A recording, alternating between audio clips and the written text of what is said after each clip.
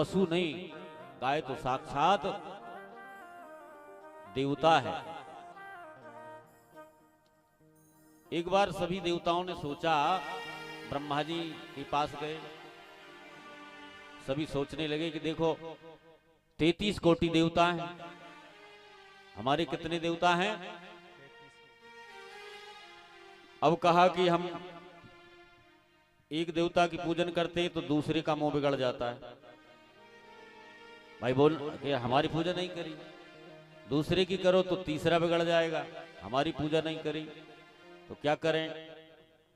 तो ब्रह्मा जी ने कहा कि हम इसका उपाय सोचते हैं। तो ब्रह्मा जी ने गौ की रचना करने लगे।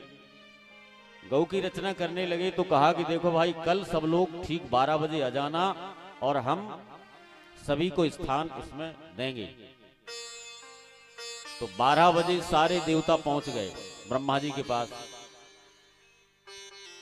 तो सभी ने अपना अपना निवास बना लिया कि गाय की आंख में कौन रहेगा, कान में कौन, सींगों में, नाक में, पेट में, सभी देवताओं का निवास हो गया।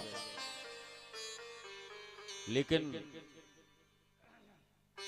2 माताएं लेट हो गईं, और माताएं तो लेट होती, कितने ही आप बोल दो कि भैया इतने बजे चलना है तो फिर लेट गाड़ी चलेगी।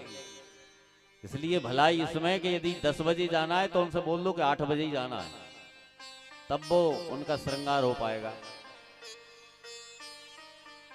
तो 2 देवी कौन हैं? लक्ष्मी जी और सरस्वती जी। ये अपने श्रृंगार में लगी रही और वहां पे सारे देवताओं ने अपना निवास बना लिया। अब पहुंची हड़बड़ाहट में और ब्रह्मा जी से कहा कि अब हमको निवास दो। तो ब्रह्मा जी ने कहा कि हाउसफुल, अब बचा ही नहीं कुछ। अरे कहा ये तो ऐसा नहीं, आप हमको स्थान दो। तो कहा कि 2 स्थान रह गए।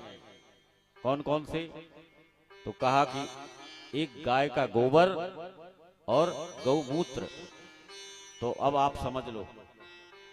अब उन्होंने सोचा कि देखो ये स्थान हमको, लेकिन सोचा कि ऐसा नहीं कि यदि थोड़ा विचार करेंगे तो ये भी भर जाए तो फिर जगह ही ना मिले।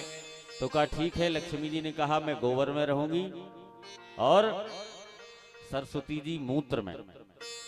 इसलिए तो गाय का गोबर इतना पवित्र होता है कि जब पूजन होता है कि तब गाय के गोबर के बगैर पवित्रता नहीं आती है। जहां हम पूजन करते हैं वहां शुद्ध, और ये गाय नहीं, जर्सी गाय नहीं, शुद्ध जो देसी वेद लक्षणा गाय, इसका हमको पूजन करना चाहिए। तो इसके गोबर को उपयोग में लेना चाहिए पूजन में। और पहले देखो हम पूरा घर ही गोबर से लीपते थे, आंगन, क्योंकि जानते थे कि यहां लक्ष्मी जी का इसमें निवास। तो गाय के जितने भी पदार्थ हैं, गव्य है, ये सब बड़े ही पवित्र हैं और ये हमको पवित्र बनाते हैं। गोबर से लक्ष्मी जी प्रसन्न होती हैं और यदि मूत्र का पान करते हैं तो फिर वह किसी बच्चे को यदि आप गौमूत्र का पान कराएं तो उसकी बुद्धि बढ़ेगी, वह बुद्धिमान होगा।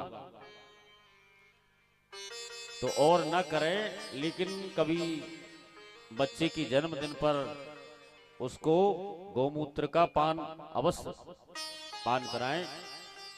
इससे क्या है कि उसकी बुद्धि बढ़ेगी और जितनी जो